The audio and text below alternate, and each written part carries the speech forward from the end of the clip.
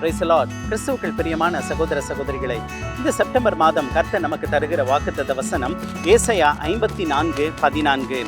நீதியினால் ஸ்திரப்பட்டிருப்பாய், கொடுமைக்கு தூரமாவாய், பயமில்லாதிருப்பாய், திகிலுக்கு தூரமாவாய், அது உன்னை அணுகுவதில்லை. ஆம், இதுவரை நம்முடைய வாழ்க்கையில பல காரியங்களை குறித்து நாம் பயந்தவர்களாய் காணப்படலாம். பலவிதமான கொடுமைகளை நம்மை சூழ்ந்து நடக்கும் பொழுது நாம் திகிலுக்கு ஆளாக்கப்பட்டிருப்போம். ஆனால் இந்த மாதத்திலே கர்த்தர் நமக்கு அவர் நீதி செய்கிற தேவனாய் அவர் வெளிப்படுகின்றார். யெகோவா சிக்கேனோ நம்முடைய நீதியின் தேவன். ஆம், ஆபிரகாம் தேவனை விசுவாசித்தான், அது அவனுக்கு நீதியாக எண்ணப்பட்டது.